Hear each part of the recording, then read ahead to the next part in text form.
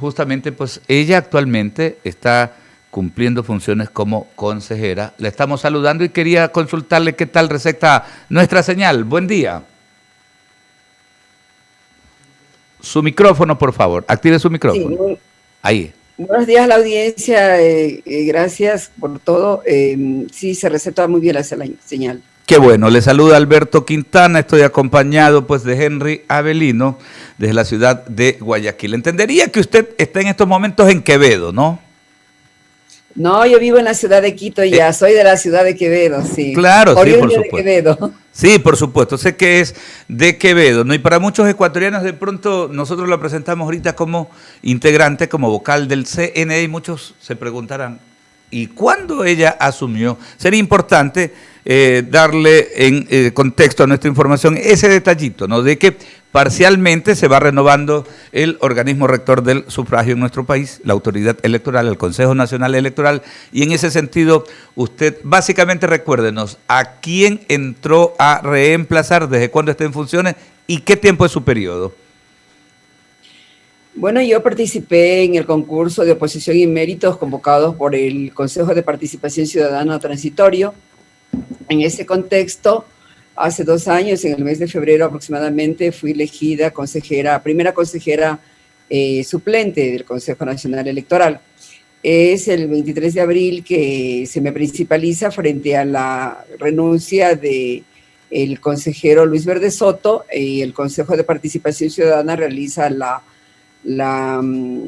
principalización considerando y respetando el orden de prelación en los que fuimos ya posesionados en la Asamblea Nacional.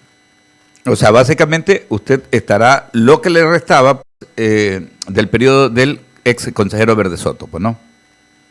Sí, en la calidad de principal, porque también en la calidad de suplente también podría yo estar en el sorteo, hubiese estado.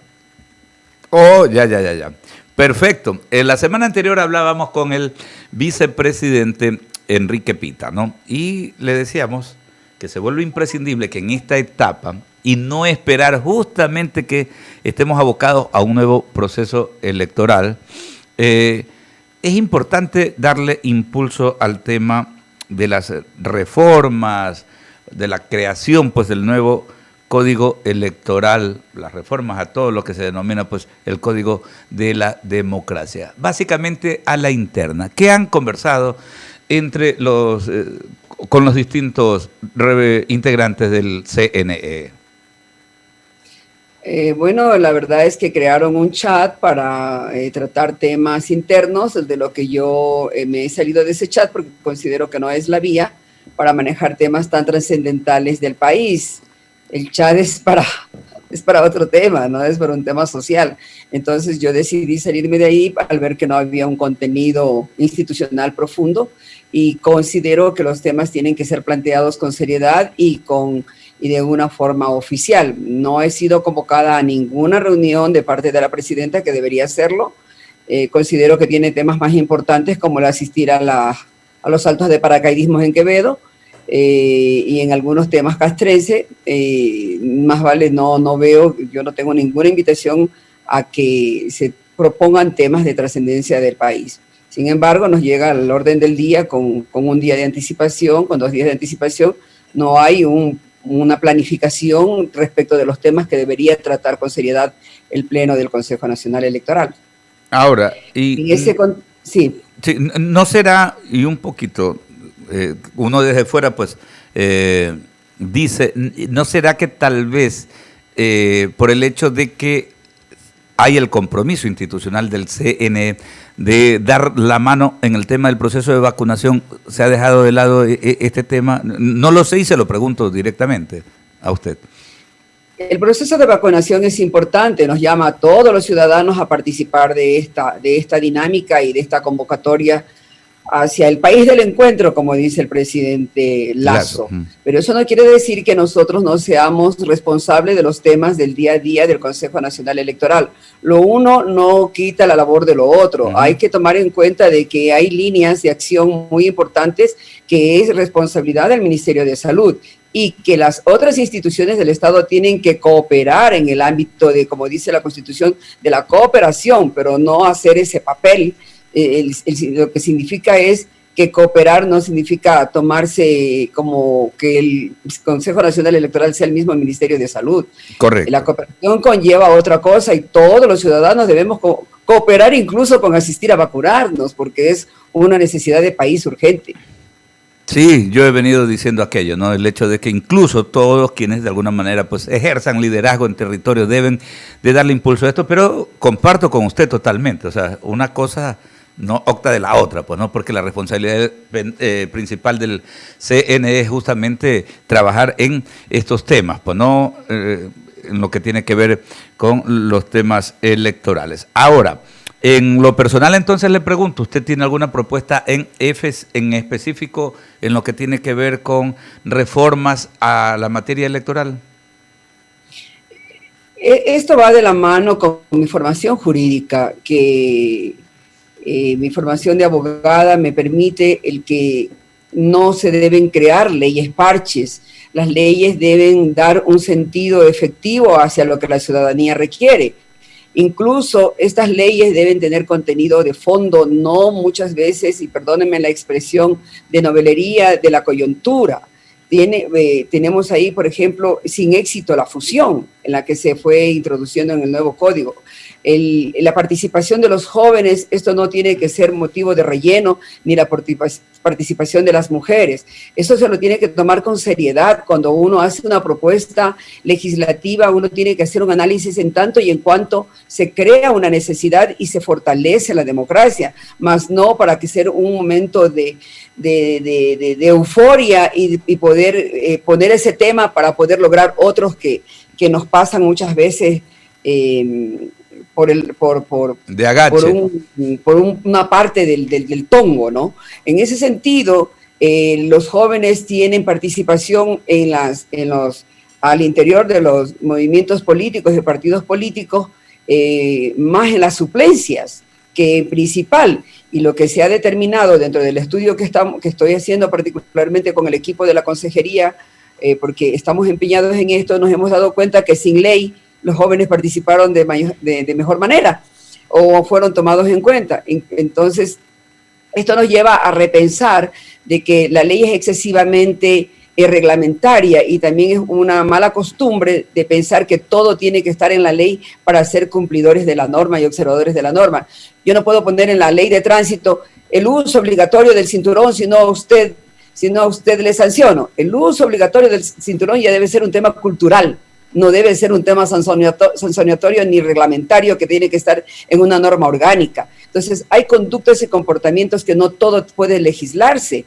Entonces, en ese sentido, es necesario entregar una nueva ley en la que también vayan temas como esta dispersión política y que todo mundo es dueño de una organización política. Entonces, hay que hacer un ejercicio democrático serio en el sentido de que también se vaya estudiando esta forma de que el Estado financie organizaciones políticas, muchas veces de papel, que no hacen un rol importante dentro de la sociedad. ¿Cómo es que el Estado entregue recursos para que obtengan un 0,01% de las elecciones? Claro, o sea, hay muchas cosas que nosotros la hemos analizado aquí y que decimos es necesario de que se revise. Incluso yo le mencionaba al vicepresidente del Consejo Nacional Electoral el viernes anterior, le mencionaba que cómo puede ser posible que se mantenga la vida jurídica de organizaciones que de manera evidentemente dolosa recibieron pues la personería en el pasado. Entonces yo digo, ¿cómo puede ser, no? Que gente aprovechando el hecho de ocupar algún cargo público o tener un espectro de influencia política, pues hayan logrado obtener personería jurídica para sus organizaciones. Como usted dice, son organizaciones de membrete, porque si uno se pone a sumar la cantidad de firmas de apoyo, y esto entre comillas, ¿no? La firma de apoyo, el Ecuador tiene como 50 millones de habitantes, porque cada una de estas organizaciones dice que tiene tantas adhesiones. Entonces, si uno la suma, llegamos a más de 50 millones de personas que han dado su apoyo, por Dios, que resulta paradójico. Entonces, en ese sentido, consejera, es necesario impulsar reformas, y totalmente de acuerdo, no de parches, sino integrales al llamado Código de la Democracia. Y en esa línea le pregunto, ¿qué piensa usted del tema de la elección de nuestros representantes en el legislativo, los asambleístas nacionales y provinciales? ¿Debe mantenerse esto en elección de primera vuelta presidencial o debe de modificarse a efectos de que sea en segunda vuelta que elijamos a nuestros parlamentarios, consejera? El tema va más allá de fondo. El tema no es si es en la primera vuelta o en la segunda vuelta. Es un tema que se lo ha venido discutiendo y las dos tienen sus ventajas y sus desventajas. El uno en el que podría convertirse en la segunda vuelta, darle mucho peso a una persona que no tenga formación democrática y se convierte en un caudillo porque tiene una mayoría parlamentaria. Entonces, frente a esa frágil formación democrática, es también peligroso. Y en el otro lado, de la primera vuelta, también ya hemos vivido nosotros este chantaje permanente de que se gobierne con base a darle un poco de respiro y oxígeno democrático, pero a cambio de prebenda. Entonces el tema es cultural, el tema es de ciudadanía, el tema es de que la ciudadanía se empodere de estas cosas y pase a un proceso de fiscalización y se generen al interior de las organizaciones políticas verdaderos representantes, verdaderos cuadros de gente que no esté con la amenaza permanente de que pueda ser víctima de la corrupción, porque cuando los valores están por encima de cualquier componenda política, esto es otra cosa, es trascendental. Entonces, es ahí la importancia de lo que se eligen los cuadros. Esto nos conlleva a un debate muy profundo. Sí. No es fácil determinar si en la segunda vuelta o en la primera vuelta. Esto hay que analizarlo desde la perspectiva de cómo se van creando los cuadros al interior de las organizaciones políticas, porque muchas veces antes de que ya el candidato se autoproclama, ni siquiera va a la interna, ya se proclama candidato a presidente o a vicepresidente de la República y asambleísta. Ya lo sabemos antes de que vaya a las mismas democracias internas.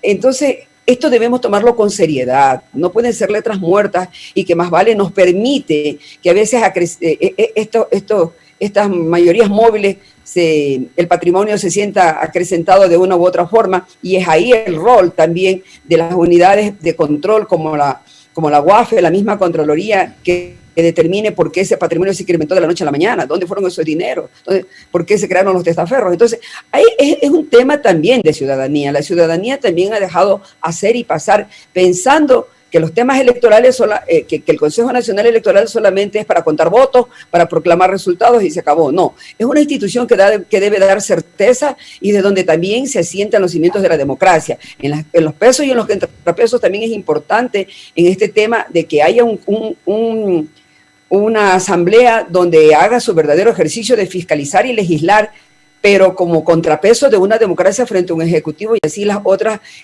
poderes del Estado estén interrelacionadas, pero con fiscalización. Claro que sí. Antes de ir con Henry Avelino, una pregunta adicional. Pero, y justamente en esa perspectiva, ¿qué puede hacer el Consejo Nacional Electoral? Sabemos que existe pues el Instituto de la Democracia, ¿no?, que es una unidad adscrita, parte pues de la configuración del Consejo Nacional Electoral. ¿Qué se puede hacer? Porque de acuerdo con usted, es parte de la ciudadanía también esa responsabilidad. Nosotros somos campeones olímpicos para delegar estos aspectos. Nos olvidamos totalmente del tema y ya cuando vienen los procesos electorales presidenciales, por ejemplo, ahí recién queremos pues y creemos que solamente con el ejercicio del voto ya se hace democracia y la cosa no viene por ahí. Vemos también que de esa coyuntura se aprovechan algunos caudillos políticos que tienen el control en las organizaciones. No vemos que hay precisamente pues aspectos que tengan que ver con la participación mayoritaria de los ciudadanos, de los jóvenes o de cualquier persona en base a su formación, a su preparación, sino que se hace el escogitamiento al estilo de México, no con el dedazo, ¿no? Al señalamiento de lo que diga el caudillo. Entonces, eso está deteriorando nuestro sistema y la pregunta es, ¿qué puede hacer por estos tiempos el CNE para de alguna manera pues dar luces a la ciudadanía para que participe más en estos procesos? Considero de que el Consejo Nacional Electoral no hizo lo que tenía que hacer en el tiempo en que tenía que hacerlo. El tema de la preparación, el fomento a que los partidos políticos y las organizaciones tengan su verdadero liderazgo. Es así que encontramos nosotros movimientos políticos que se aprobaron de un momento a otro. Cuando se trató de hacer fiscalización de firmas, esto se enredó ahí en un tema del debido proceso, el procedimiento administrativo sancionador, luego iba al Tribunal Contencioso Electoral, el Tribunal Contencioso Electoral le decía las resoluciones son inmotivadas y terminaron tanto desgaste para terminar las 5 organizaciones que fueron observadas, 4 de ellas quedaron habilitadas y una de ellas fue por un tema de no haber legitimado la legitimación activa. Entonces, en ese sentido, yo le paso la pelotita a la ciudadanía, sinceramente, porque es la ciudadanía también la que se debe empoderar de estos temas. Ya tenemos una participación más o menos de 40% de jóvenes, y es donde ellos también está la responsabilidad frente a los grandes desafíos nacionales de que nos exija en la participación de veedurías, en que en los puestos de trascendencia y en los puestos básicos se exige tanto requisito para los jóvenes que van a participar, que van a ganar $800, $600, se exige tanta experiencia, y para temas de esta trascendencia no hay experiencia de ninguna naturaleza, sino es que el haber sido auspiciado por algún movimiento o por alguna sociedad civil llamada entre comillas, que no sé a quién representan. Entonces, bajo esa perspectiva, yo sí creo que es importante que en el momento en que se producen los concursos se haga de verdad con oposición y mérito, que esos méritos sean relevantes, unido a una ética pública que debe tener todo servidor público. La ética no puede dejar de ir del lado de una preparación académica. Esa va como parte del accionar político, la probidad notoria. 7:47 con la consejera Elena Nájera Moreira. Henry Avelino tiene más consultas. Gracias, muchas gracias. 7:47, sí, justamente sobre lo que le escucho hablar. ¿Cómo está Mérida? Un placer poder saludarla. Gracias y bienvenida a Diálogo. Entonces, ¿cree usted que dentro de estas propuestas de reformas de las que se está conversando, de las que se está hablando, de las que se podrían proyectar, debería incluirse entonces que los candidatos tengan un título de 4º nivel, la gente que va a participar, por ejemplo, para ser asambleístas, tengan un título universitario en lugar de que sea cualquier persona y el único requisito sea tener mayoría de edad?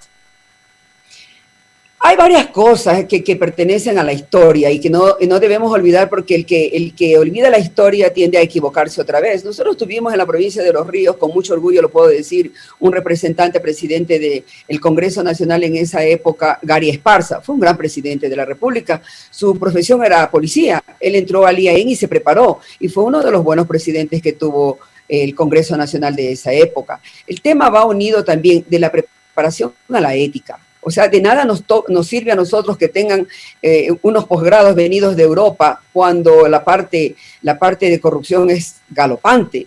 Entonces, en ese sentido es el tema que va unido de la mano.